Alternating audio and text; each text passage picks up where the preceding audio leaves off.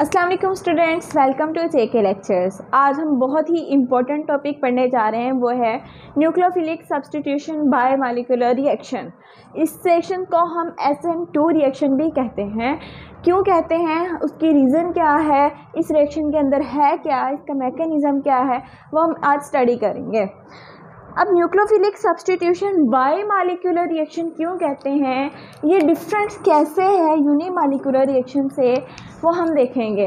अब ऐसे रिएक्शन, ठीक है, ऐसे रिएक्शन हमारे पास जिसमें बॉन्ड का ब्रेकेज और बॉन्ड की फॉर्मेशन एट अ टाइम हो। आप लोगों को रिवाइंड करवाती जाऊँ, तो लास्ट लेक्चर में हम लोगों ने पढ़ा था कि न्यूक्लियोफिलिक रिएक्शन क्या होते हैं। न्यूक्लियोफाइल आता है कोई भी, ठीक है, ये कोई अल्काइल हैलाइड है, न्यूक्लियोफाइल आता है, इस पर अटैक करेगा, ये वाला बॉन्ड ब्रेक हो जाएगा, ये वाला बॉन्ड ब्रेक होके न्यूक्लियोफाइल यहाँ पे लग जाएगा और ये वाला जो होगा लिविंग ग्रुप यहाँ से लीव कर जाएगा। ठीक है, ये वाली जो रिएक्शन होते हैं न्यूक्लियोफिलिक सब्स्टिट्यूशन रिएक्शन कहलाते हैं।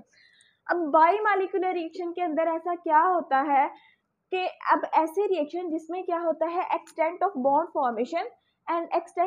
Formation and breakage at a time हो, क्या हो, हम लोग कहते हैं कि इधर से न्यूक्लियोफाइल आके अटैक करे, ये वाला बॉन्ड हमारे पास क्या हो, ब्रेक हो, ठीक है, R और X का बॉन्ड ब्रेक हो यहाँ से, और R और न्यूक्लियोफाइल का बॉन्ड यहाँ से बने, और ये जो काम है वो एट अ टाइम हो, कि एक ही वक्त में हो, कंसर्टेड रिएक्शंस, ठीक है, एट अ टाइम ये हो, एक ही वक्त में हो, सिमल्टेनियसली ये रिएक्शन हो कि इधर से न्यूक्लियोफाइल आके इस पे अटैक करे, ये वाला बॉन्ड यहाँ से ब्रेक हो, लिविंग ग्रुप लीव कर जाए, न्यूक्लियोफाइल बन आके अटैक हो जाए, और ये काम एट अ टाइम हो, एक ही वक्त में हो कि इधर से लिविंग ग्रुप का बॉन्ड ब्रेक हो रहा है, मतलब ऐसी कंडीशन हो कि इधर से लिविंग ग्रुप का जो है वो बॉन्ड ब्रेक हो रहा है, ठीक है, इसको बोल के ऐसे,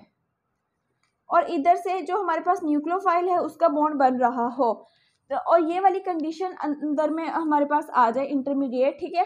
तो इस तरह के जो रिएक्शन होंगे वो हमारे पास होंगे बाय मॉलिक्यूलर रिएक्शन। यहाँ पे क्या होगा, extent of bond formation equal to extent of bond breakage, ठीक है। अब हम लोग बात कर रहे हैं बाय मॉलिक्यूलर रिएक्शंस की, तो इसकी हम एग्जांपल लेके चलते हैं, ठीक है।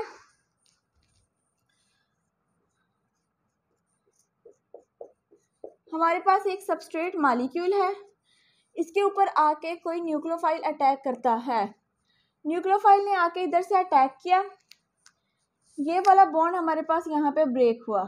सेंटर में हमारे पास किस तरह की कंडीशन आ सकती है कि हमारे पास यहाँ पे एक हाइड्रोजन है, ठीक है, यहाँ पे भी एक हाइड्रोजन है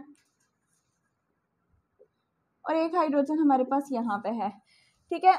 अब इस हाइड्रोजन को अगर हम इस तरह लिख दें, बिकॉज इसकी वैलेंसीज हमने, यहाँ पे क्या हो रहा है, OH का बॉन्ड बन रहा होता है, यहाँ से क्या होता है, लिविंग ग्रुप का बॉन्ड ब्रेक हो रहा होता है, ठीक है, लिविंग ग्रुप का बॉन्ड ब्रेक हो रहा होता है। ये हमारे पास इंटरमीडिएट कंडीशन होती है कि इधर से इसका बॉन्ड क्या होता है, बन रहा होता है, इसका बॉन्ड ब्रेक हो रहा होता है एट अ टाइम, और जो हमारे पास प्रोडक्ट बनती है वो हमारे पास कैसी होगी कि अब यहाँ से इधर से बन रहा है ना, तो एक हाइड्रोजन इधर, और यहाँ पे हमारे पास आके H अटैच हो जाता है, और हमारे पास ये Br नेगेटिव जो है एज अ लिविंग ग्रुप यहाँ से लीव कर जाता है। क्या होता है कि न्यूक्लियोफाइल आया, इधर से इसने अटैक किया, और इसका उसी टाइम इसका बॉन्ड ब्रेक हो रहा होता है, और हमारे पास ये वाली प्रोडक्ट बनती है। अब इस प्रोडक्ट में और इस प्रोडक्ट में आपको डिफरेंस क्या नज़र आ रहा है कि ये जो हमारे पास है Br इस पोजीशन पे लगा हुआ इधर वाली साइड पे, और OH है इस पोजीशन पे लगा हुआ है, मतलब जो हमारे पास अब इसकी क्या हो गई है, इन्वर्जन हो गई है। तो हम लोग यहाँ पे लिख सकते हैं 100% इन्वर्जन होती है, किसके अंदर, SN2 रिएक्शन के अंदर, बायोमॉलिक्यूलर रिएक्शन के अंदर 100% इन्वर्जन होती है। क्यों, क्योंकि ये ऑपोजिट साइड से अटैक करता है, न्यूक्लियोफाइल लिविंग ग्रुप के ऑपोजिट साइड से अटैक करता है, तो मॉलिक्यूल की 100% इन्वर्जन हो जाती है, ठीक है। कन्फिग्रेशन जो होती है मॉलिक्यूल की 100% इन्वर्टेड होती है। SN2 रिएक्शन जो होता है ये होता है स्लो, ठीक है, ये स्लो रिएक्शन होता है। जो स्लो स्टेप होता है वो रेट डिटर्मिनिंग स्टेप होता है। तो SN2 रिएक्शन हमारे पास क्या हो गया, स्लो स्टेप है, तो ये रेट डिटर्मिनिंग स्टेप है। और रेट डिटर्मिनिंग स्टेप के अंदर कौन कौन से मॉलिक्यूल हमारे पास पार्टिसिपेट कर रहे हैं, न्यूक्लियोफाइल, ठीक है। आपने ये जो मैं लाइंस बोल रही हूँ ये पेपर में लिखनी होती हैं, नोट कर लें कि रेट डिटर्मिनिंग स्टेप के अंदर कौन कौन से मॉलिक्यूल इन्वॉल्व होते हैं, न्यूक्लियोफाइल और अल्काइल हैलाइड। किसके अंदर, SN2 रिएक्शन के अंदर। रेट डिटर्मिनिंग स्टेप में स्लो स्टेप होता है, ये हमारे पास एक तो सिंगल स्टेप मैकेनिज्म है, एक ही स्टेप में ये सारा कुछ हो रहा है, ये जस्ट मैंने समझाने के लिए इंटरमीडिएट बनाया था, ठीक है। क्या होता है, ये एक ही स्टेप है, सिंगल स्टेप है, स्लो स्टेप है, और स्लो स्टेप को हम रेट डिटर्मिनिंग स्टेप कहते हैं। और रेट डिटर्मिनिंग स्टेप के अंदर जो मॉलिक्यूल टेक पार्ट कर रहे हैं वो हमारे पास न्यूक्लियोफाइल है, अल्काइल हैलाइड है, ठीक है। तो हम कह सकते हैं इसका जो रेट होता है वो हमारे पास होता है K न्यूक्लियोफाइल, हम ये वाला फार्मूला यूज कर सकते हैं। और अल्काइल हैलाइड रेट किन पे डिपेंड करता है, न्यूक्लियोफाइल और अल्काइल हैलाइड पे। SN2 रिएक्शन का रेट न्यूक्लियोफाइल और अल्काइल हैलाइड दोनों पे डिपेंड करता है, ठीक है। और स्लो स्टेप में, और हमने देखना है कि स्लो स्टेप में दो चीज़ें टेक पार्ट कर रही हैं, two molecules, nucleophile and alkyl halide. इसी वजह से हम इसको बाई मॉलिक्यूलर रिएक्शन कहते हैं और SN2 रिएक्शन कहते हैं, क्योंकि स्लो स्टेप में स्लो स्टेप के अंदर क्या होता है कि दो मॉलिक्यूल्स टेक पार्ट कर रहे हैं, इसकी मॉलिक्यूलरिटी 2 होती है। अब इसमें हमने ये देखना है कि इस स्टेप के अंदर कोई कार्बोकेटाइन नहीं बना, तो हम लिखेंगे no carbocation formation is formed. अब इस रिएक्शन, इसका रेट हमारे पास है, दो चीज़ें डिपेंड कर रही हैं ना, तो हम इसका ऑर्डर ऑफ रिएक्शन अगर लिखना चाहें,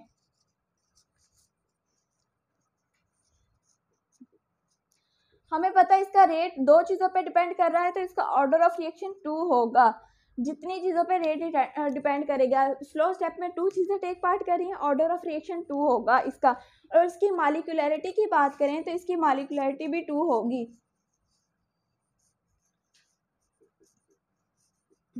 ठीक है। SN2 रिएक्शन की मॉलिक्यूलरिटी 2 होती है।